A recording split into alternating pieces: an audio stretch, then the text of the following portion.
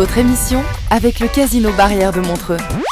Provoquez la chance au Casino Barrière de Montreux. 365 jours par an. casinomontreux.ch.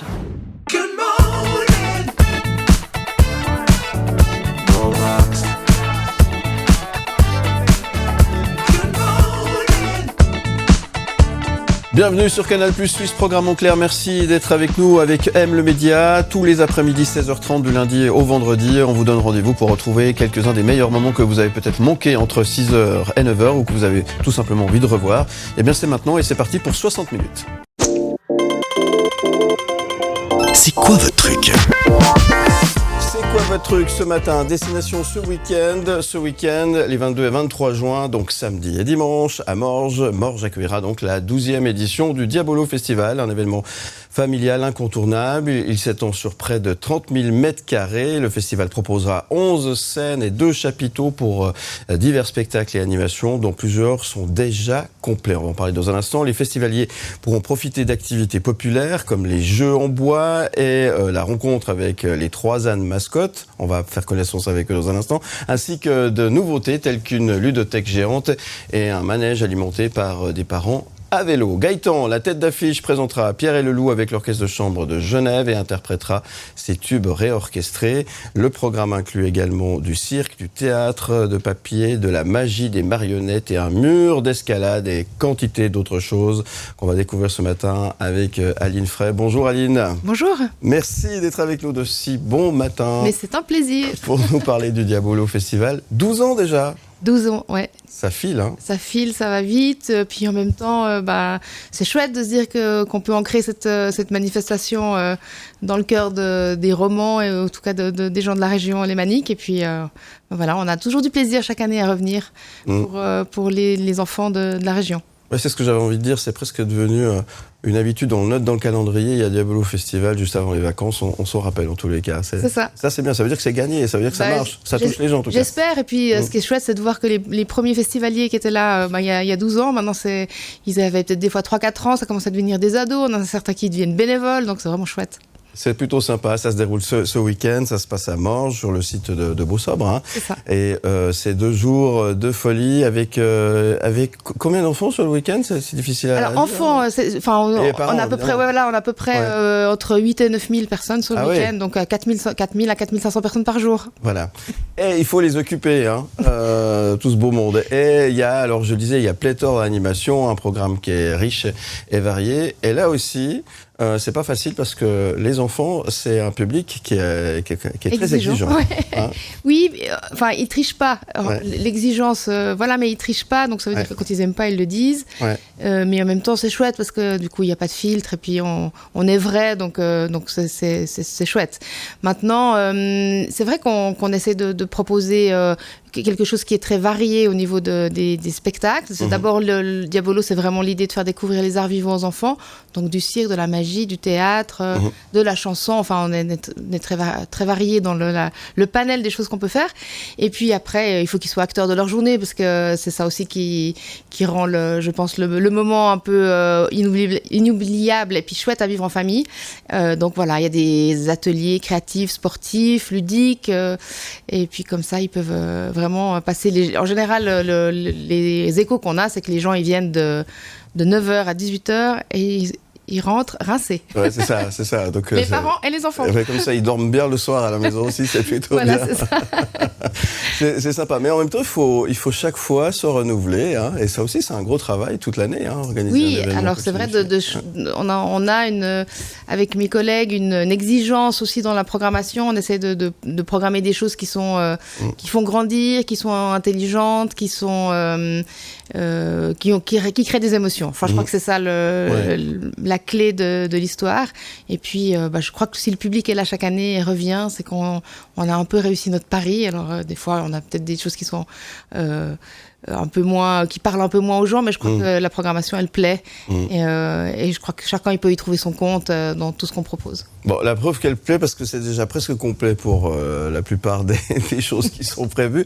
Alors, pour celles et ceux qui n'ont pas encore eu la possibilité de consulter le programme et de venir ce week-end, on peut quand même venir comme ça, il y a de quoi faire, il y a de quoi s'amuser. Alors, on peut venir ce week-end. C'est vrai qu'on arrive gentiment un peu à notre capacité. On aura quelques places à l'entrée. Et puis, de toute façon, si le site est complet, on l'annoncera tout de suite sur nos réseaux et sur le site internet. Donc, consultez le site si jamais avant de venir. Et puis, il reste quelques places, surtout pour des spectacles pour les 6 ans et plus. Il nous reste quelques places pour Ma grand-mère est une aventurière, par exemple, qui est un petit bijou que je vous recommande.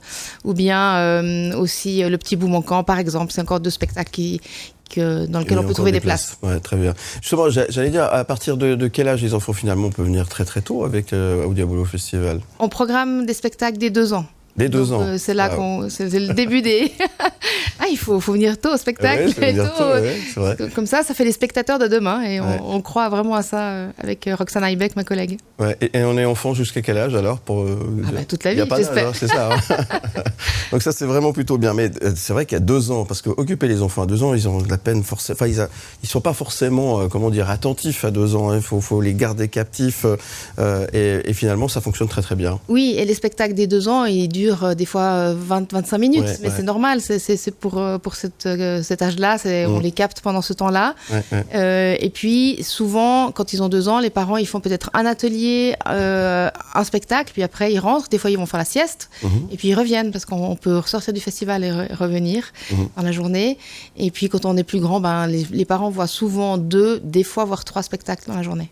Bon, c'est une très belle fête, on peut se restaurer sur place. Oui, aussi bien sûr. Rappeler, évidemment, c'est 2 belles grandes journées. C'est ça, intense, mais pleine d'émotions. Bon, alors, c'est fatigant, c'est épuisant quand on rentre à la maison, on est vanné, on l'a bien sûr compris, ça c'est pour les parents, mais pour les organisateurs aussi, j'imagine que ça va être intense. Oui, mais bon, on revient chaque année, donc on aime ça. Et on l'a dit, la tête d'affiche cette année, c'est Gaëtan qui revient avec ses chansons qui sont réorchestrées par l'orchestre de chambre de Genève. Et en fait, c'est un projet un petit peu spécial parce que Gaëtan est actuellement pas en tournée, je dirais dans sa propre tournée. Et il nous fait l'amitié de venir avec un projet spécial et il va se transformer pendant la première partie du concert en conteur. Il va nous raconter Pierre et le loup de Prokofiev. Et donc, c'est l'occasion pour les enfants de découvrir tous les instruments de l'orchestre. Et puis, la deuxième partie du spectacle, ce sera ces chansons réorchestrées. L'occasion pour les enfants de chanter avec Gaëtan, évidemment. Voilà. Que des beaux moments, que des beaux souvenirs, beaucoup d'émotions aussi pour le Diabolo Festival. 12e édition déjà. Il y a toutes les infos avec le programme complet sur le site diabolofestival.ch tout simplement. Exactement. Donc, il reste encore quelques places, mais il faut pas tarder, quoi. Faut se dépêcher. C'est vrai que le week-end s'annonce un petit peu maussade, mais dans le ciel, pas dans les cœurs, ça c'est sûr. C'est ça qui est le plus important, effectivement. Et c'est vrai qu'on s'amuse toujours bien au Diabolo Festival. On a tout dit ? On a tout dit, merci. Merci Aline. Qu'est-ce qu'on peut souhaiter ? Alors du soleil, ça je te le dis, on t'en souhaite, mais il va y en avoir. Dans les cœurs, c'est sûr. Et puis une édition réussie, enfin que les gens s'amusent. Moi, je crois que c'est ça le principal. Bon, mais c'est sûr que ça sera réussi. Il n'y a pas de souci. Diabolo Festival, 22 et 23 juin. Donc, ce samedi, ce dimanche, du côté de Morges, sur le site de Beausobre pour cette 12e édition. Plein succès. À très bientôt. Merci. Donc, j'ai une attache pour nos voisins romains. On appelle ça l'escroquerie. C'est mon métier. Je suis en bonne compagnie avec ça. Non, mais... Je suis Comor, vendeur de drogue. Il y a Philippe Morax qui arrive dans le grève. C'est ce... Ça va donner de la peine. Presque me faire oublier qu'il est 7h. L'invité du matin. Le Conseil fédéral habituellement prudent, après une initiative audacieuse en co-organisant un sommet mondial pour la paix avec l'Ukraine. C'était il y a encore quelques jours. Ce sommet, tenu il y a quelques jours justement au Birkenstock, a rassemblé les chefs d'État de 160 pays et représenté un défi logistique et sécuritaire majeur, notamment contre les menaces de cyberattaques. Politiquement risqué, ce sommet visait à montrer la solidarité de la Suisse envers l'Ukraine et à renouer avec son rôle de médiateur international. Malgré les critiques passées, le Conseil fédéral a démontré du courage en relevant ce défi international. Et pour en parler ce matin, je reçois le chef du département des affaires étrangères, Nicolas Bidault. Bonjour Monsieur Bidot. Bonjour, le chef de la communication serait quand même... Pardon. Je dirige pas encore le département. Voilà, en tout cas, merci d'être là. Excusez-moi pour cette petite erreur. Merci d'être là de si bon matin pour revenir sur ce sommet du Bürgenstock qui s'est terminé il y a à peine 4 jours maintenant. C'était un week-end intense, j'imagine. Ah, c'était intense. On n'a pas beaucoup dormi. On a beaucoup communiqué et surtout il y a beaucoup de diplomatie secrète parce que c'est vrai qu'il y a le Bürgenstock puis après le Bürgenstock il y a une dynamique qui a été lancée, c'est ce qu'on voulait et ça nous a pris beaucoup d'énergie mais on est content du résultat aujourd'hui. On dit que c'était un événement risqué pour plusieurs raisons. Était-ce vraiment le cas ? Est-ce que c'était vraiment risqué ? C'était risqué. L'Ukraine nous a demandé en janvier d'organiser un sommet. On a donné nos conditions. C'est nous qui allons inviter. C'est nous qui allons l'organiser de manière à avoir un spectre très large. Le risque, c'était finalement que la perception à l'international soit que finalement Kiev nous demande de faire quelque chose et qu'on est aux ordres de Kiev et que tout ça est organisé dans ce que veut l'Ukraine. Non. Notre idée, c'était de penser la paix, mais d'une manière large. Notre position de pays neutre, de pays impartial, qui a une perception différente que de beaucoup de pays européens, parce qu'on n'est pas dans l'Union européenne, on n'est pas dans l'OTAN. Nous, on pensait qu'on pouvait avoir une discussion large, et c'est ce qu'on voulait dans la tradition de la médiation suisse. Pour la Suisse, justement, pays neutre, est-ce que c'est vraiment le rôle de la Suisse de prendre finalement ces risques ? Écoutez, on est au milieu de l'Europe, une Europe qui est mise en danger par cette guerre d'agression de la Russie contre l'Ukraine. Alors, quel est notre rôle ? De ne rien faire ? Ou alors, on a analysé la situation, s'investir pour proposer une discussion large. Et je crois que c'est notre rôle. L'Europe va mal, elle a un défi sécuritaire, nous sommes neutres, nous ne participons pas à ce conflit. Donc, quelle est notre marge de manœuvre ? Celle d'organiser une discussion. Donc, c'était à nous de le faire. Et je pense que le fait qu'on n'est pas dans l'OTAN a permis d'avoir une participation large, et notamment de ces fameux pays du Sud qui n'ont pas la même vision de ce conflit que peut avoir l'Occident et l'Europe. Ce qui ressort, c'est plutôt positif, à votre avis ?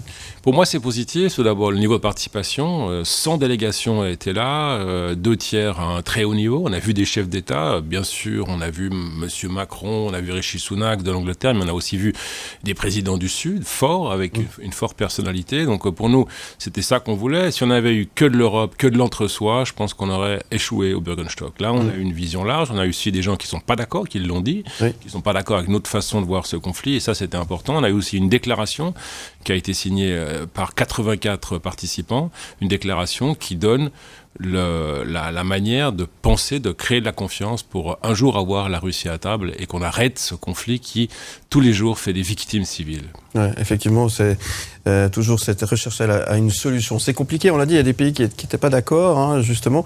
Là, ça risque pas de froisser, finalement, les bonnes relations que la Suisse a avec l'ensemble de ces pays, même ceux qui ne sont pas forcément... Mais c'était là, on vous avait parlé de risques au début à juste titre, c'était là qu'on prenait des risques. La neutralité suisse, on la critique un peu dans tous les sens. D'un côté parce qu'on ne livre pas d'armes, qu'on ne participe pas militairement à cette crise, donc c'est l'Europe qui nous critique.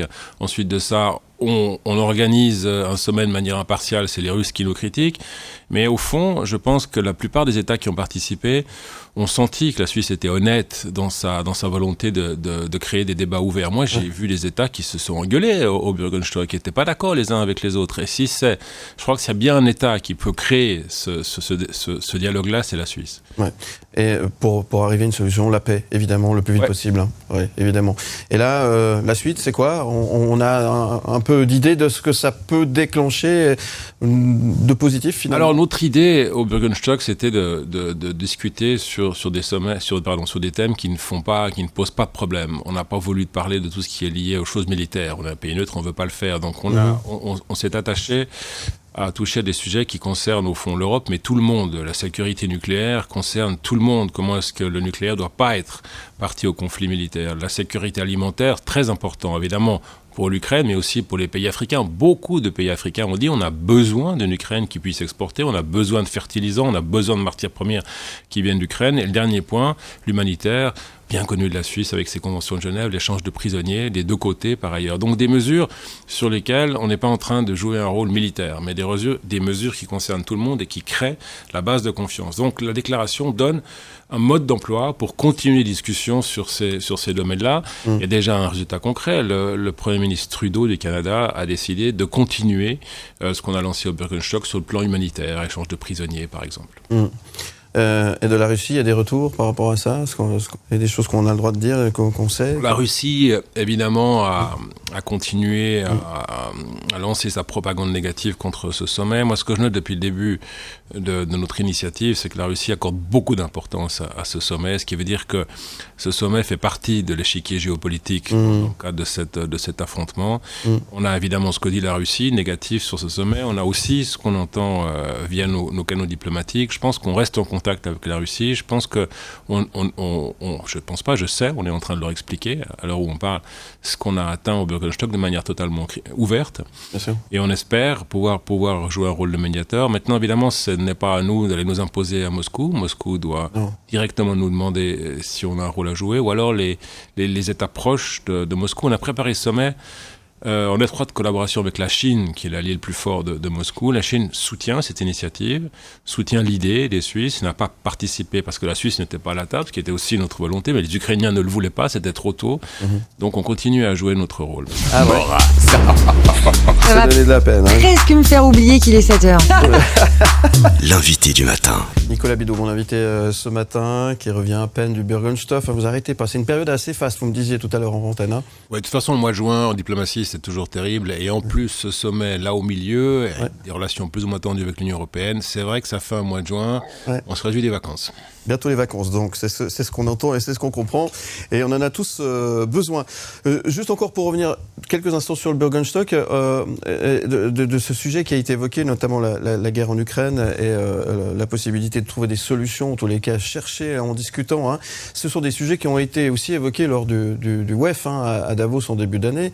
Finalement, est-ce que c'est les mêmes questions qui sont revenues sur le tapis? Est-ce que le débat a un petit peu avancé?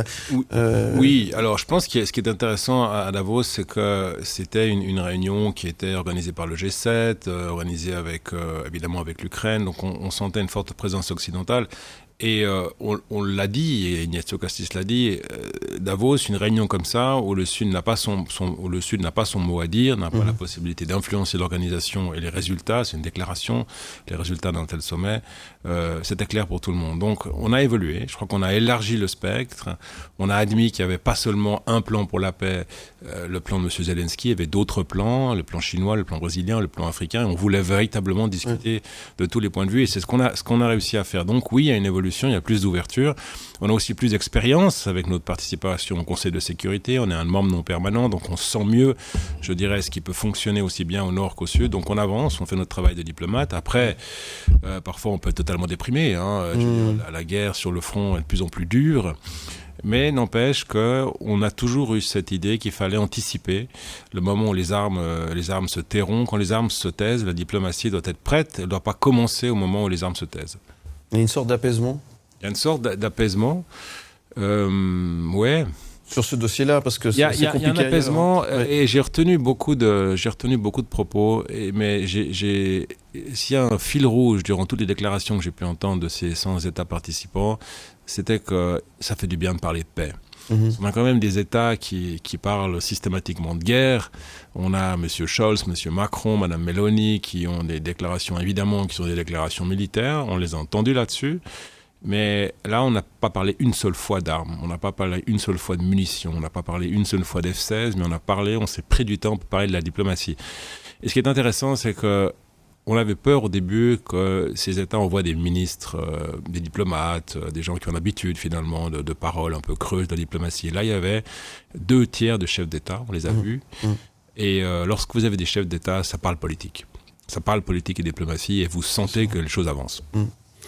Je sais que vous êtes un optimiste incarné, mais vous êtes optimiste là pour la suite? Vous êtes positif par rapport à ce qui ressortira, on va dire, de ce sommet, on peut l'appeler sommet? Je suis optimiste parce que, précisément, autant de personnes sont venues. Je suis optimiste parce qu'on sent bien que c'est le moment de commencer à faire de la politique et de plus s'accrocher de manière réaliste, c'est-à-dire plus s'accrocher à des solutions militaires, ça ne marche pas la solution militaire. À terme, vous avez autour de cette dynamique, vous avez des États qui ont l'arme nucléaire, ça ne marchera pas. Donc je suis optimiste parce que je sens bien que maintenant on doit avoir des solutions politiques réalistes qui doivent s'inspirer du droit international, s'inspirer de la charte de l'ONU, mais aussi réunir des hommes et des femmes politiques. C'est elles qui vont trouver une solution avec une logique de force, de rassemblement, de clans, etc. La vraie politique, au fond, je sens qu'elle arrive. Pendant ce temps-là, sur le reste de la planète, c'est aussi un petit peu compliqué. On a vu chez nos voisins français qu'il y avait des choses qui bougeaient. Est-ce que la Suisse garde un œil avisé sur tout ce qui se passe à côté ? Est-ce que ça vous inquiète ? Non, c'est pas une question d'inquiétude. Je pense que ce qui s'est passé notamment durant les élections européennes et les résultats notamment en France, et pas seulement en France par ailleurs, en Hollande aussi, on a à nouveau des élections générales. Oui. Je pense que ça nous amène à mieux comprendre comment fonctionne cette Europe politiquement. On sent les fronts, on sent les pôles politiques. On sent les pôles politiques à gauche, à droite, au centre. Nous, on doit comprendre ça et savoir à l'international quelle est notre marge de manœuvre dans des réalités politiques telles que celle-ci. Je pense notamment à la migration, qui est probablement le thème du début de ce siècle. Et la Suisse a un rôle à jouer. Et c'est pas pour rien qu'on a aussi organisé ce sommet sur la paix en Europe. C'est aussi pour montrer à l'Europe que, au-delà de nos échanges commerciaux un peu tendus parfois, on est aussi là pour penser à la sécurité de ce pays, même si on est neutre. On peut penser à la sécurité de ce continent. On parle beaucoup de cette montée du populisme aujourd'hui. Est-ce que les choses sont en train de véritablement changer ?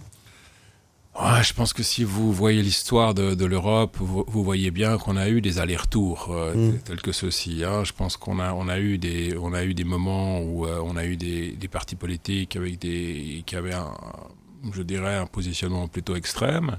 Ça nous a amené à des situations difficiles en Europe, et puis ensuite de ça, l'Europe a su se réinventer politiquement. Je crois qu'il ne faut pas oublier l'histoire. Il ne faut pas se dire que la stabilité économique et politique est quelque chose qui est donné. Je pense que l'être humain est fragile, la société est fragile, et il faut toujours se rappeler que tout ça est fragile. Et les fondamentaux que la Suisse met en avant, et notamment la participation populaire à la décision politique, est plus que jamais extrêmement important et contemporain. Souvent, lorsqu'on voyage, on rappelle que la stabilité suisse est aussi due à un système politique qui permet au peuple de participer. D'où les inquiétudes plus ou moins modérées par rapport à l'impact de l'évolution politique pour la Suisse, parce que je crois que ces démocraties directes stabilisent la Suisse par rapport à nos voisins dans certains cas. Et avec tous ces dossiers ouverts, est-ce que Nicolas Bidault va pouvoir prendre des vacances sereines ? Oui, écoutez, si la Suisse n'est pas demandée partout dans le monde, je crois qu'on aura, et c'est pas toujours le cas quand même, on aura un peu de vacances. Bon, dites-moi, en ce moment, on vit l'Eurofoot. Vous suivez un petit peu ce que la Nati nous fait vivre ? Ah, je suis énormément, et je dois dire que je me réjouis du 3e match. Voilà, effectivement. Nous aussi, on espère que ça va bien se passer. La Suisse aussi a brillé avec l'Eurosong, avec l'Eurovision. On a gagné, ça faisait des années qu'on attendait de gagner. Moi, j'aimerais bien avoir votre avis là-dessus et sur ce Nemo qui fait tellement parler de lui sur toute la planète. Et notamment sur la planète musique. C'est super intéressant parce qu'on a un personnage qui est évidemment extrêmement doué sur le plan musical, ça il y a pas de discussion, et qui pose des questions sur la société contemporaine. Il a été reçu par le conseiller fédéral Jans dernièrement. Moi j'aime bien parce que j'ai toujours pensé que l'art est d'autant plus efficace s'il ouvre des portes. Là on a un produit artistique magnifique et des questions de société en même temps, et lorsque l'art peut ça, alors moi je suis extrêmement content. Je viens d'une famille d'artistes, mes parents sont politiquement engagés, j'ai toujours senti qu'un spectacle marchait s'il ouvrait pas seulement la porte de l'art, mais la porte de la société. Ouais, la Suisse doit être fière de ça. Ouais, c'est vachement intéressant. Et ça va aider les artistes suisses aussi. Ouais, je pense. Ça donne cette lumière-là, à un moment donné, intéresse évidemment le public à l'étranger. Alors le fait même que ça va avoir lieu en Suisse, on ne sait pas encore où, mais je pense que ça va être une carte de visite magnifique pour la Suisse. Comme d'ailleurs le Bürgerstock a été une carte moi je crois qu'on a contribué au budget de Swiss Tourism comme rarement, parce que cette vue elle est dingue. C'est ça. Et ces chefs d'État l'ont bien remarqué. Bon, vous avez passé un bon moment, M. Bidault ? J'ai passé un bon moment parce que, comme vous l'avez dit, je suis un optimiste, et lorsque la diplomatie fonctionne et qu'on peut apporter quelque chose au monde, moi, je suis content, je suis motivé, même si j'ai peu dormi. J'ai une dernière question à vous poser. Vous avez choisi ce titre de Justice. On aura l'occasion de retrouver du nouvel album. Moi, je trouve qu'il me donne la paix. J'ai toujours aimé Justice parce qu'il y a un petit côté comme ça... au début un peu cynique, triste comme ça, puis après ça part, c'est un peu oh là là, c'est le matin, c'est affreux, et puis ça monte, et on est optimiste, et puis on peut aller au festival. Et ça fait du bien. Et Vous irez les voir au Montreux Jazz ? Ah, j'irai les voir à Montreux Jazz. Au Montreux Jazz, je me réjouis déjà. Bon, peut-être qu'on se croisera là-bas. En tous les cas, je vous remercie beaucoup d'être venu ce matin. Qu'est-ce que je peux vous souhaiter à part des bonnes vacances et puis un bon concert de justice ? Trop de pluie. Alors, on vous le souhaite. Merci beaucoup, M. Vidot. Balance ton sport. Pour l'heure, les Lausannois courent-ils plus vite que leur métro ? C'est la question insolite à laquelle une réponse sera apportée ce soir à l'occasion du M2 Challenge. 3 équipes de 70 personnes tenteront de courir plus vite que le M2. Et on en parle ce matin avec Geneviève Fouret, qui est l'une des participantes à cette compétition pour ce soir et notre invitée ce matin. Bonjour. Bonjour. Merci d'être avec nous ce matin. Vous êtes en bonne voie pour courir plus vite que le métro ce soir ? Super entraîné, donc tout va bien se passer, on va le vaincre. Quelle idée folle quand même. Oui, c'est assez fou ce qui va se passer. Geneviève Fouret, le métro partira d'Ouchy à 20h09 très précisément. Il devrait arriver à Croisette 19 minutes plus tard. Vous, à quel endroit est-ce que vous serez situé sur le parcours ? Alors je serai entre le métro d'Hélice et Grancy. Et comment s'est passée la répartition des endroits ? Est-ce que c'est le hasard ou est-ce que chacun a un peu son mot à dire ? C'est le hasard. C'est le hasard complet. On aurait aimé faire des relais entre collègues, mais non, c'est le hasard. Tirage au sort. Est-ce que vous avez pu repérer un peu votre secteur ? Vous savez exactement là où vous allez courir ? Pas du tout, mais je situe bien. Voilà. Oui, j'imagine que vous connaissez bien. Vous êtes lausannoise depuis une vingtaine d'années, vous m'avez dit. En tout, il y a 5,6 km à parcourir. Vous serez 70 par équipe. Ça fait en moyenne 80 mètres par personne. C'est peu en soi, ça va être du sprint très intense, c'est ça ? Oui, il faut pour vaincre la machine, il faut être, c'est intense, mais très court, donc ça va aller. Et l'un des défis à Lausanne, c'est forcément le dénivelé, 300 mètres je crois de dénivelé entre Ouchy et Croisette. Ça change quelque chose ça dans l'effort ? Alors, selon où certains seront placés, des escaliers. Donc oui, là, il a fallu faire un entraînement un petit peu particulier. Donc moi, j'avais prévu, mais finalement, j'ai pas d'escalier. Mais oui, il y a un fort dénivelé. Donc c'est pour ça qu'on a des courtes distances. Et quand vous dites que vous avez prévu, comment ça se passe ? Depuis quand est-ce que vous savez que vous allez participer à cette course ? Et comment est-ce qu'on prépare un événement comme celui-ci ? Alors, je pense que ça fait peut-être 2 mois qu'on a reçu l'invitation. Et puis régulièrement, moi je fais du sport, je fais du vélo, de la course à pied et de la marche, donc je suis allée m'entraîner régulièrement tous les week-ends. Ouais. Oui, parce que l'une des conditions pour participer à cette course, c'est d'être capable de courir 100 mètres en moins de 19 secondes. Donc il faut quand même c'est faisable, mais c'est quand même des aptitudes sportives de base. Pas tout le monde peut le faire, c'est ça ? Un bon cardio, il faut un bon cardio. Vous l'avez, ce bon cardio. Les places sont précieuses sur cette course. Il y a un peu plus de 200 participants en tout. C'est assez convoité. Ça va être retransmis sur des écrans, notamment à la fan zone d'Ouchy. Comment est-ce qu'on se retrouve au départ ? Qu'est-ce qui a fait que vous êtes retrouvé à ce départ-là ? Alors moi, j'aime bien le défi. Un peu, justement, ce défi fou m'a vraiment interpellée. Et puis j'aime Lausanne, donc, et ce métro aussi, quand même, qui nous aide beaucoup dans toute notre vie, le travail, les loisirs, le tourisme. Donc, je voulais participer. Donc, je me suis très vite inscrite. En fait, dès qu'on a eu l'invitation, je me suis très vite inscrite. Et c'est un grand événement pour Lausanne, forcément. La fan zone à Ouchy retransmettra la course contre le métro. C'est un gros défi logistique également de participer pour vous à cet événement-là, vous qui êtes lausannoise depuis une vingtaine d'années. Ça représente quoi ? Est-ce qu'il y a une excitation supplémentaire ? C'est assez unique comme moment. Oui, c'est assez unique. Et puis, il y a plein d'organismes, il y a la Ville de Lausanne, il y a l'ETL, on a des associations sportives, le CIO, donc c'est vraiment très communautaire, ça, et puis populaire aussi, les Lausannois et Lausannoises participent, donc ça va être une jolie fête avant tout. On l'a dit, 19 minutes environ pour rallier le départ à l'arrivée. Est-ce que c'est faisable ? Est-ce que vous avez un peu fait ces calculs-là ou c'est un peu compliqué d'anticiper ? Mystère. Mystère, oui. Vraiment, ça sera le résultat ce soir, mais pourquoi pas ? À mon avis, avec ces petites distances de sprint, pourquoi pas ? C'est possible. Un des enjeux sera peut-être les passages de témoins où si on le fait bêtement tomber, on peut vite perdre une poignée de secondes précieuses. Je voulais m'entraîner avec un de mes fils qui fait de l'athlétisme. Alors il m'a juste dit, tu dois commencer à partir quand l'autre va arriver. Mais quand l'autre arrive, vu que les distances sont courtes, donc oui, il il faut laisser une main à l'arrière pour récupérer le relais. Enfin, voilà, on a tous vu des images à la télé. Donc on va essayer de reproduire la même chose. On aura peut-être un petit briefing avant pour tout ça, oui. Mais c'est vrai que c'est ce passage de témoin qui peut être difficile. Oui, probablement, puisque la course, tout le monde sera à peu près dans les mêmes eaux, probablement. Merci beaucoup, en tout cas, Geneviève Fouret, d'être venue avec nous sur ce plateau ce matin. C'est quoi le programme pour vous aujourd'hui ? Est-ce qu'il y a une petite sieste en début d'après-midi pour être en pleine forme ce soir ou... Alors, j'ai pas prévu. Par contre, je vais prendre le métro dans la journée.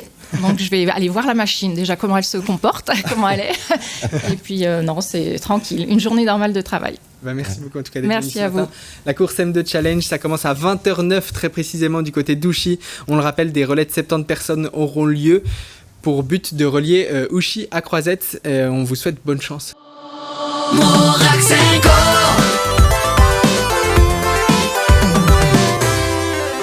8h11, bienvenue sur M le Média et sur Canal+, bienvenue dans Morax & Co. Merci d'être avec nous. Merci à Léo de Garrigue de jouer les prolongations aujourd'hui. Merci beaucoup. On n'est pas en phase de finale, mais on joue les prolongations ce matin. C'est très très bien. On va parler de pas mal de choses ce matin. Notamment, on va peut-être murmurer à l'oreille des loups avec Julien Régamet, qu'on accueille sur le plateau. Bonjour. Bonjour. Merci d'être avec nous. Merci à vous de m'inviter. Avec grand plaisir. Vous allez nous faire découvrir tout à l'heure votre univers, ce que vous faites, et nous expliquer comment vous allez parler à l'oreille des loups. On va essayer. On va essayer tout à l'heure. On parlera également de l'Archéobus qui vous emmènera dans un voyage gratuit dans le temps avec les écoles notamment et avec les jeunes. Et c'est Aurèle Sellerier qui est avec nous. Bonjour. Bonjour, merci pour l'accueil. Merci d'être là. Merci de nous faire voyager aussi ce matin du coup. Avec plaisir. J'espère qu'effectivement vous allez découvrir pas mal de choses sur l'histoire de nos régions. Très bien. Si vous saviez la bestiole que vous avez derrière vous. Ça m'a l'air impressionnant. On va en parler dans quelques instants. Et puis, on parlera de jeux vidéo aussi ce matin. C'est un jeu qui vient sortir pour cet été. J'ai fait une contraction de plusieurs mots, vous avez vu, c'est assez sympa. Pool Party avec Paul Lucas. Bonjour. Bonjour. Bienvenue. Jeux vidéo, c'est ça ? Ouais, c'est ça, un jeu vidéo. Là, vous êtes créateur de jeux vidéo. Moi et mon équipe, on développe et on conceptualise des jeux vidéo. Ouais. Très bien. Alors, je vous rappelle que le principe de l'émission, c'est de se poser des questions aussi parmi. Donc, vous n'hésitez pas, évidemment. L'histoire et l'idée, c'est de découvrir un petit peu vos univers différents. On va commencer avec vous, Julien, comme premier, avec vous qui parlez apparemment à l'oreille des loups. Vous êtes vaudois, Julien Régamet, vous êtes photographe et aventurier. Vous partagez votre vie entre les safaris en Afrique du Sud et l'étude des loups dans le Jura. Vous êtes passionné par la faune sauvage depuis votre enfance. Vous organisez des safaris photos au parc naturel national de Kruger, tout en poursuivant votre carrière et vos connaissances justement sur les loups. Vous avez un gros projet pour bientôt, et il est en cours d'ailleurs. Vous êtes en train de préparer un long métrage avec ces animaux justement pour l'année prochaine. Et puis votre travail vise à sensibiliser le public, à fragiliser l'écosystème et à promouvoir une cohabitation sereine entre les loups et les éleveurs à travers vos photographies notamment. Et votre prochain film, vous espérez démystifier les loups et montrer leur importance pour la biodiversité. Je crois que j'ai essayé de planter le décor. Exactement. C'est ça. Mais vous parlez à l'oreille des loups pour de bon ou... Alors pas tout à fait. En fait, c'est plutôt un lien que j'ai assez étroitement avec une louve qu'on a intitulée Boucle d'Or, qui était la première louve qui est arrivée sur le Jura en 2016. Et en fait, elle et Gros Pépère, qui était un mâle qui était avec elle depuis plusieurs années, malheureusement, qui a été tiré par un tir sélectif. Mais c'était ces deux loups qui sont les descendants de toutes les meutes du Jura. Et en fait, l'idée, c'était de rentrer dans l'intimité de Boucle d'Or et Gros Pépère, et puis de pouvoir les suivre sur toutes ces années, sur les péripéties qu'ils ont. C'est pas la traque du loup pure et dure que tout le monde a déjà fait et des films qu'on a vus. C'est vraiment de s'attacher à ce couple et de voir un petit peu la fragilité de notre écosystème. Et on donne des noms aux vaches, on a donné des noms aux loups. Et l'idée, c'est qu'on s'attache à ces loups-là et tout ça. Donc ça fait des années que je suis dans leurs intimités. On a autant vu les louveteaux naître que les premiers pas et que malheureusement la douce réalité qui est un prédateur et qui pourrait s'attaquer au bétail. Alors c'est une belle histoire que vous nous racontez là, c'est passionnant. Elle vous reconnaît parce que est-ce qu'il y a comme vous dites, vous êtes dans l'intimité, ça veut dire que vous avez pu aller de façon un peu plus proche que... Je les vois assez régulièrement. C'est très compliqué. C'est un jeu de cache-cache pur et dur tout le temps. C'est vrai, parce qu'en pleine forêt, il y a des arbres partout. Ils peuvent passer 50 mètres à côté. On ne les voit pas, c'est dans la forêt. Mais en fait, vu que ça fait beaucoup d'années que je suis sur le territoire de cette louve, en fait, probablement que mon odeur, comment je suis et où je me positionne, je fais attention à tout. Elle le sait. Et souvent, encore il y a 3 semaines de ça, j'ai été relever les caméras qu'on a pour le suivi. Et puis en arrivant à la caméra, sous la pluie, je lève la tête et puis il y avait Boucle d'Or et le nouveau mâle qui s'appelle Gélas, qui était assis sur la falaise juste en dessus de moi en train de me regarder. Donc en fait, ils le savent et ils savent que je suis là au milieu, mais ils n'ont pas pris ça comme quelque chose de négatif et tout. Donc ils me tolèrent, mais la plupart du temps, c'est difficile à les voir. Bon, c'est passionnant. Vous êtes passionné par cet animal, hein. Alors, le loup me passionne, mais la faune sauvage et tout le côté qu'on voit jamais me passionne pour le côté justement didactique, sensibiliser les gens à notre biodiversité. C'est vachement important en tant que photographe animalier ou réalisateur de pouvoir mettre ces animaux en ligne de mire, de pouvoir sensibiliser la population. Le monde sauvage en Suisse, il est très mal connu, tout le monde a peur du sauvage. Pourtant, le sauvage, il est aux portes des maisons à la vallée de Joux, aux portes des maisons au pied du Jura. Donc c'est vraiment apprendre à vivre avec. Et c'est un peu notre rôle. Qu'est-ce que vous pensez de toutes ces histoires autour du loup? Justement, vous parliez de ligne de mire, mais il est plutôt la ligne de mire des fusils des chasseurs, notamment au Valais. Il y a beaucoup d'histoires autour de loup. On en avait d'ailleurs parlé, Léo, sur ce plateau. Quel est votre avis sur cette... Moi, mon avis sur toute cette situation, je pense que la politique n'aide pas. Là au milieu, pour avoir une vision, on va dire, saine et globale sur la situation. Je vous donne l'exemple que j'ai déjà donné à plein de personnes. On va en Afrique du Sud, on va mettre 50 vaches au milieu du parc Kruger.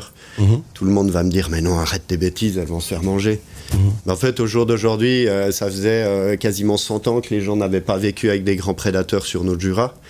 Et puis tout d'un coup, le loup est de retour, le lynx est de retour. Ça chamboule certaines habitudes d'élevage, certaines habitudes aussi de protection. Et il faut apprendre à vivre avec. Et ça va prendre quelques années. Et on a beau avoir toute la politique qu'on veut, toutes les plus grandes décisions qui peuvent tourner, ça prend place dans tous les médias, ça prend une ampleur tellement gigantesque. Ce loup, chez nous, en Suisse, en fait, on oublie l'essentiel et que c'est un prédateur qui doit se nourrir de proies. Si on met des proies en pleine nature, mathématiquement, c'est compliqué. Ce qu'on disait en introduction, c'est important pour la biodiversité. Il doit faire son boulot, quoi, tout simplement, c'est ça. Oui, mais en fait, les grands prédateurs, ils ont une énorme importance dans notre biodiversité parce qu'ils vont réguler la faune. En régulant la faune, ça évite une augmentation du gibier trop importante. Car si on a beaucoup trop de gibier sans prédateur, donc un prédateur, c'est aussi un chasseur. Pendant des années, il n'y avait pas de chasse, il n'y avait pas de loup, et puis de lynx en Suisse. Donc il y avait des chasseurs qui avaient un grand rôle de régulation. Et au jour d'aujourd'hui, on a tout ça qui est revenu. Donc en fait, grâce à ces chasseurs, aux loups, aux lynx, en fait, ça permet d'avoir une population qui est à peu près stable d'animaux. Si on a trop de gibier, trop de cerfs, trop de sangliers, ça va manger toute l'alimentation des forêts, donc toutes les nouvelles pousses forestières, tout ça. Donc il y aura une raréfaction de la nourriture. Et sur des années, tout le monde va disparaître. Donc en fait, le prédateur, il a son rôle. Il faut juste qu'on apprenne à vivre avec. Léo. Pour bon nombre d'entre nous, vous l'avez dit, on est éloigné du sauvage dans nos quotidiens. Qu'est-ce qu'il faut pour réapprendre à vivre avec? Vous avez dit c'est une notion importante, mais qu'est-ce qu'il faut faire concrètement pour... Moi, je pense que la première chose à faire, c'est essayer d'avoir des informations viables, parce que tout est mitigé. Un reportage à la télé va avoir tendance à enjoliver la chose, les médias pareil, et puis on sait plus ce qui est vrai, ce qui est faux. Essayer d'aller chercher les personnes de terrain et puis chercher les bonnes informations au bon endroit, autant pour la protection que pour des gens qui habitent, je donnais l'exemple de la vallée de Joux, où juste derrière le jardin de chez les gens, il y a la forêt, et puis d'un coup, un matin, les gens se réveillent, il y a un loup qui est en train de manger un cerf dans le jardin, mais en fait, le loup, il n'avait pas prévu qu'il y ait une maison à cet endroit-là. Le cerf a fini sa course là parce qu'il n'a pas eu le choix, et malheureusement, c'est le loup qui a gagné. Mais en fait, c'est normal. C'est pas un truc incroyable où les loups vont s'approcher des villages pour aller voir les petits-enfants. Ça se passe dans les contes et les légendes. Mais en fait, il n'y a aucun cas avéré. On le voit sur plusieurs endroits, comme en Espagne, en Italie. Les enfants, ils vont à l'école le matin, ils croisent 20 loups qui dorment dans le champ, ils sont tout contents, ils repartent en trottinant. on n'a jamais, en tout cas à ma connaissance, perçu des enfants. Donc c'est des légendes. Ouais, tous ces contes et légendes n'ont pas rendu service à la réputation du loup, effectivement. C'est des contes et des légendes, et c'est important de le rappeler. Et vous êtes sur un projet de long métrage pour l'année prochaine, donc on aura l'occasion de se revoir pour en parler, j'imagine. Exactement. Donc, Kezako. En fait ça sera l'histoire de ce couple de loups qui est arrivé là au milieu. Et c'est l'intégralité de cette histoire à travers d'images qui ont été faites dans le Jura et du récit que j'ai vécu pendant toutes ces années de rencontres et de choses. Ça sera pas la traque du loup, ça sera vraiment un petit peu un original, comme on dit, comme Octopus Teacher, la sagesse de la pieuvre sur Netflix. Ça sera un petit peu pareil. Ça va être une partie de ma vie que j'ai consacrée à essayer de mieux comprendre notre écosystème et cet animal-là. Long métrage. Long métrage et fiction, normalement. Waouh, formidable. Donc, très bien. Gros plan.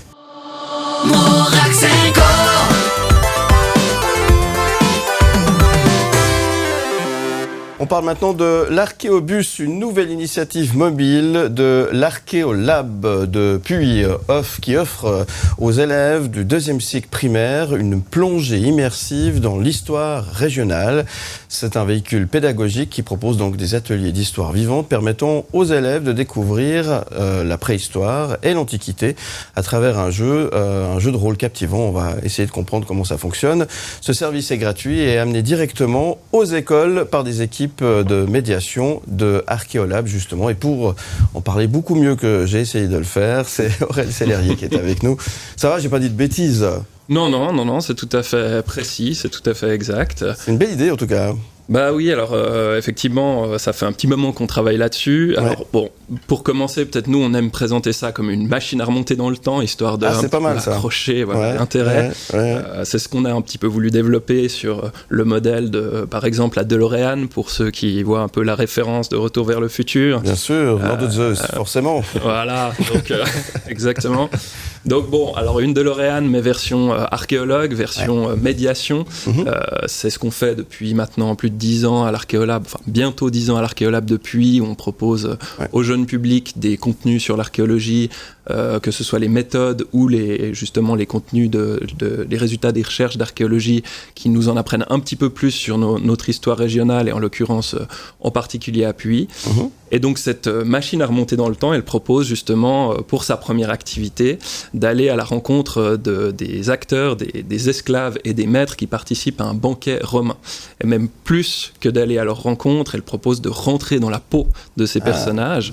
Donc par le biais en fait d'une activité en 2 temps, je dirais. D'une part, on a un jeu de cartes, on a développé un jeu de cartes qui est un jeu de rôle qui a été développé par l'atelier Sémaphore spécifiquement pour cette activité, où là on va découvrir en fait les joueurs, les joueuses vont découvrir leurs personnages, ils vont découvrir s'ils sont finalement des esclaves, des maîtres. Il y a toujours un petit peu d'effroi quand on se rend compte qu'on va devoir être esclave et nettoyer les pieds de son maître. En fait, voilà, c'est un petit peu l'idée de faire passer cette conception d'une hiérarchisation de la société romaine, gallo-romaine du 2e siècle de notre ère. Et puis ensuite, ils vont découvrir peu à peu des objets qui sont liés à leur rôle dans le cadre du banquet et être amenés à faire des choix sur le déroulement de ce banquet, justement. Et dans un second temps, on leur propose vraiment de rentrer dans l'Archéobus. Ça, c'était très important pour nous aussi. L'Archéobus, comme je le disais, c'est une machine à remonter dans le temps.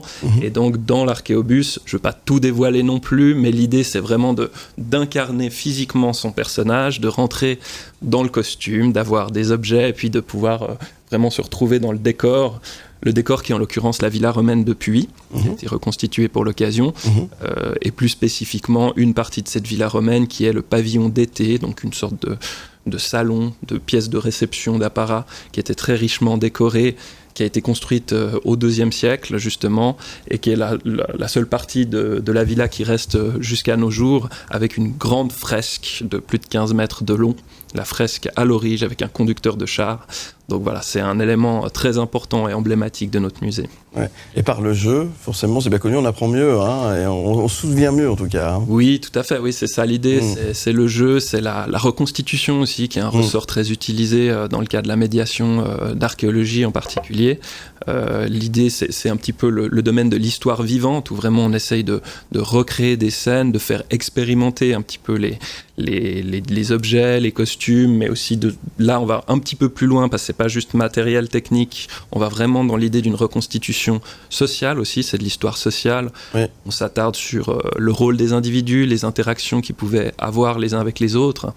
Et effectivement, grâce au ressort du ludique, on va dire, au ressort du jeu, on arrive vraiment à accrocher l'intérêt des publics et puis les sensibiliser un peu à ces questions. Et après, peut-être aussi, pas forcément susciter des vocations, mais en tout cas donner l'envie d'aller un peu plus loin, quoi. Est-ce que l'histoire, est-ce que les jeunes aiment l'histoire, c'est ça, ou les histoires, parce que c'est un peu les deux. Hein. Oui, c'est ça, c'est les histoires et la grande histoire.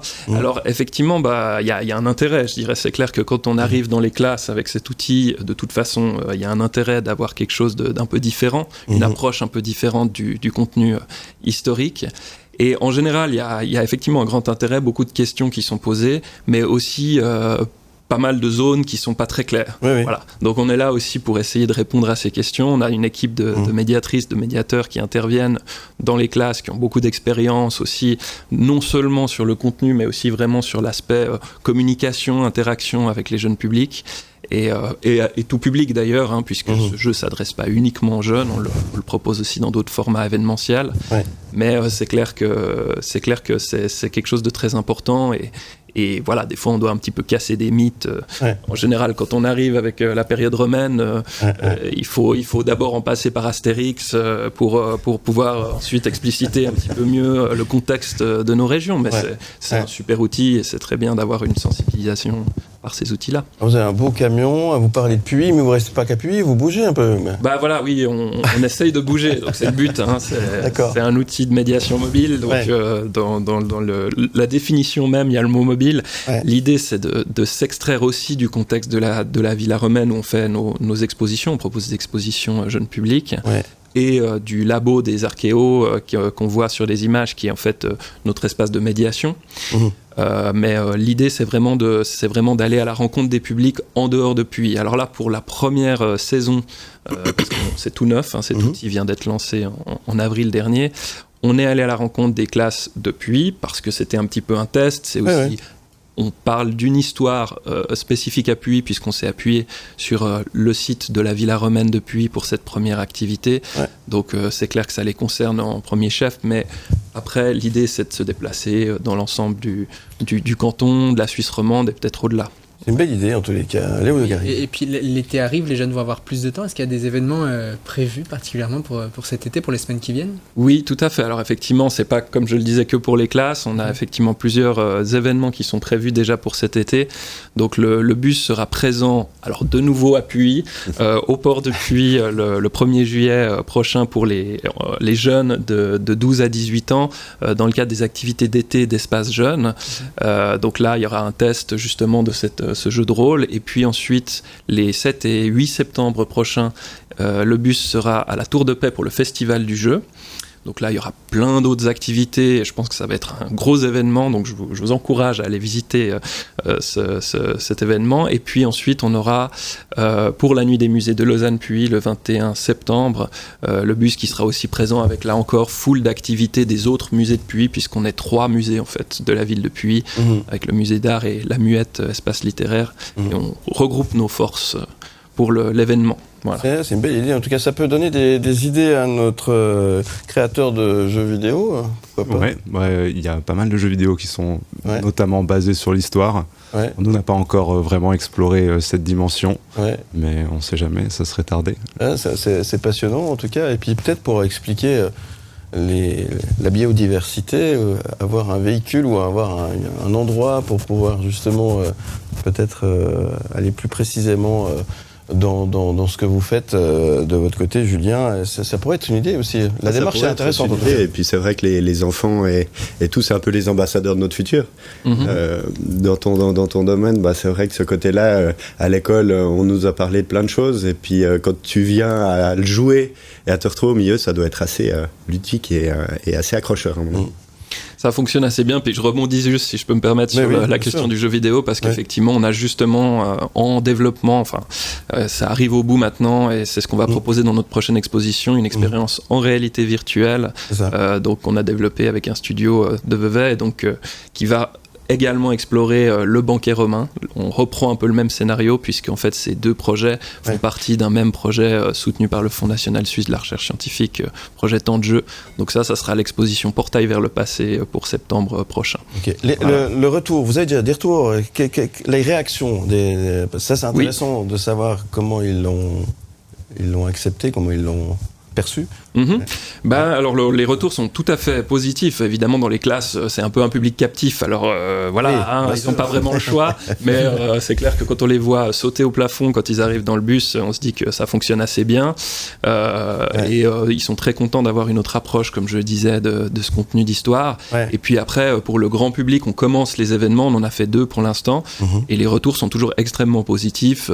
Les gens sont très contents de pouvoir jouer, de découvrir des nouvelles thématiques, puis finalement de repartir aussi avec un petit souvenir de cette expérience. Donc non, ça marche très bien et on est très contents. Il y a un site internet qui permet d'en savoir un petit peu plus, avec 2-3 infos, un programme. Tout à fait, oui. Alors je vous renvoie à notre site de l'Archéolab, donc www.archeolab.ch, où vous trouvez toutes les infos sur nos différentes activités, notamment l'Archéobus. Merci Aurel Sellerier, merci de nous avoir présenté si bien cet archéobus et cette machine à remonter le temps, plus précisément. Voilà, j'aime bien l'idée, j'aime bien. S'il existait vraiment, vous préférez y aller dans le futur ou dans le passé ? Je crois que j'aurais un peu peur d'aller dans le futur. Je préfère me réserver le passé. C'est pas mal à explorer. Des choses intéressantes, effectivement. Merci en tous les cas Aurel Sellerier, merci également à Julien Régamé d'être avec nous et merci à Paul Lucas qu'on va retrouver dans un instant pour nous parler d'un jeu vidéo suisse de l'été. Il s'appelle Pool Party, c'est dans un instant.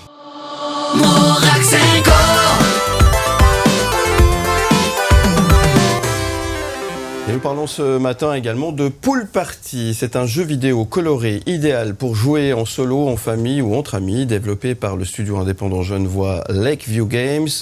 Malgré sa simplicité apparente, Pool Party nécessite une stratégie spécifique selon le mode de jeu choisi, prouvant ainsi l'innovation et la diversité de la scène vidéo ludique romande.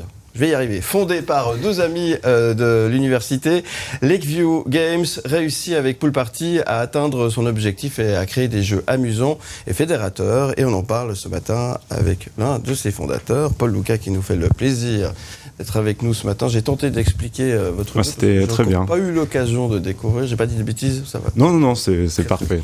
Expliquez-nous alors Pool Party, qu'est-ce que c'est ? Kezako. Alors, Pool Party, c'est un jeu multijoueur local, donc de 1 à 4 joueurs, comme vous l'avez dit.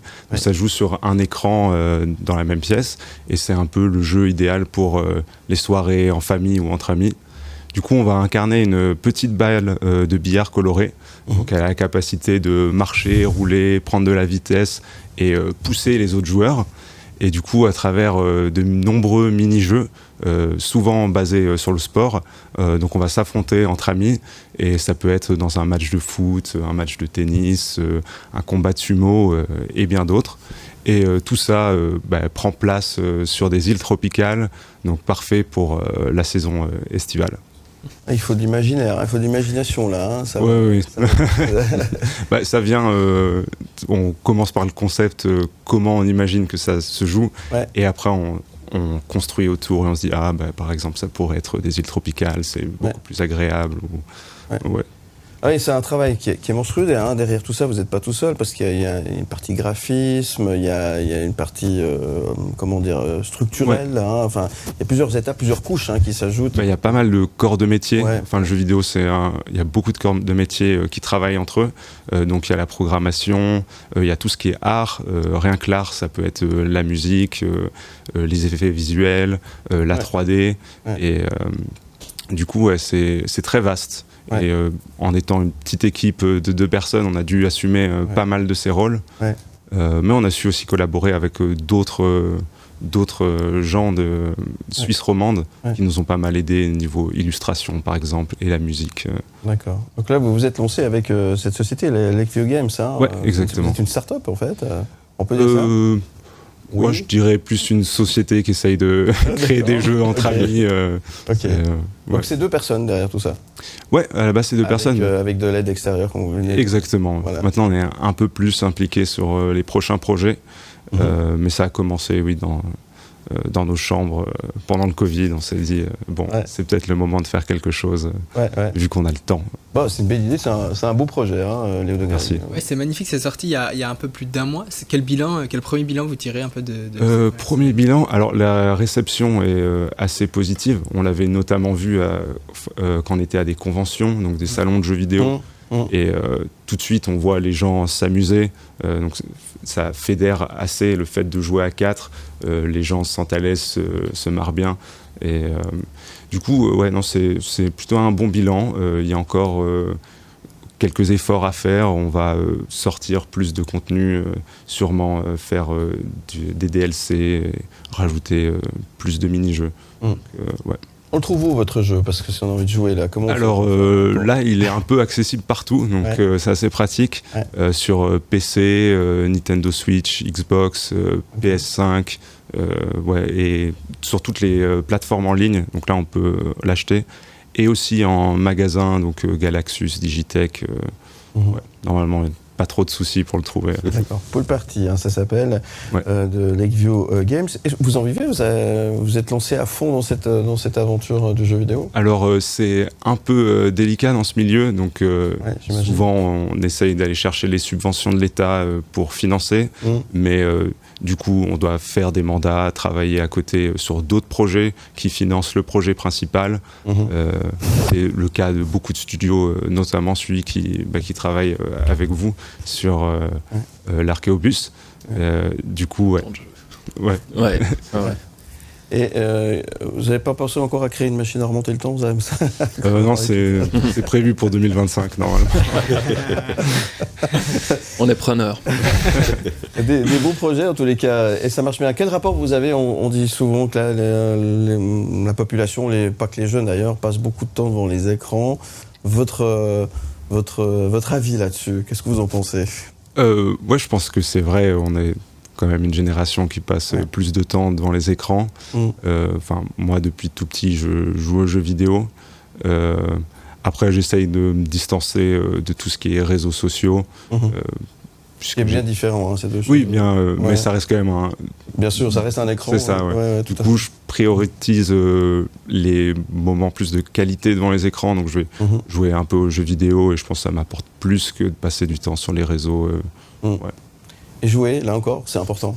Rien que pour moi, pour mon travail, ça me permet de voir des concepts.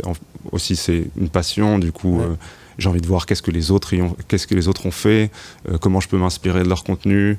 Et ça m'aide dans mon travail. Et vous aussi, Aurel, la vidéo est omniprésente, on le disait tout à l'heure aussi, c'est important, mais finalement les jeunes ils passent d'un à l'autre sans problème. Oui, alors effectivement, c'est un ressort de nouveau qui permet aussi de leur parler sur le même niveau. On a effectivement expérimenté, comme je le disais, avec une expérience en réalité virtuelle. On a aussi utilisé Minecraft pour accrocher l'attention. Et puis, on a reconstitué cette fameuse villa romaine dans Minecraft et on propose ça dans des ateliers. On voit qu'on parle le même langage, en fait, que nos publics quand on propose ce genre de choses. Et donc, on essaye d'investir ces champs avec les contenus archéo, quoi. Et vos projets, alors, il y a d'autres jeux qui se préparent. J'imagine quand on a beaucoup d'imagination comme vous, on est déjà sur d'autres plans. Ou bien alors c'est un jeu évolutif Non, c'est un peu le problème, c'est qu'on a tout le temps plein d'idées. Je vais pouvoir faire ce jeu, je vais pouvoir faire ça. On commence à se faire des films de ça peut être trop cool. Mais du coup, oui, on a plusieurs projets en cours. Donc celui-là qu'on continue à développer. Et en même temps, là, on travaille sur un nouveau qui sera plus dans un univers Zootopia, mais d'infiltration. Donc un jeu d'infiltration dans l'univers Zootopia où il faudra infiltrer une grande entreprise pour découvrir les secrets qui se cachent derrière. C'est combien de temps créer un jeu comme ça? C'est des mois de travail, c'est des jours? Ouais, des années. Des années, carrément. Notamment celui-là, c'était 3 ans, donc le début du Covid jusqu'à maintenant.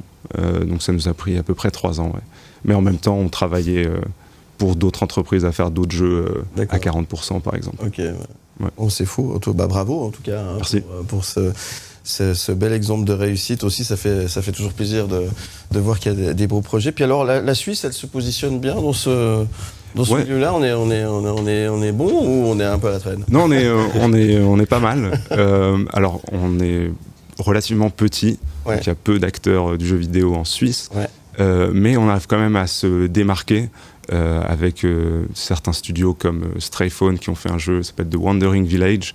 Lui a gagné beaucoup d'attention du public et je pense qu'on arrive quand même à se démarquer et à être innovant. Du coup, une scène qui grandit, on va dire, et qui reste petite mais qui grandit, et je pense qu'on peut aussi remercier l'État suisse qui nous aide aussi à nous faire connaître un peu. Du coup, c'est très apprécié. Votre émission avec le Casino Barrière de Montreux. Provoquez la chance au Casino Barrière de Montreux. 365 jours par an. casinomontreux.ch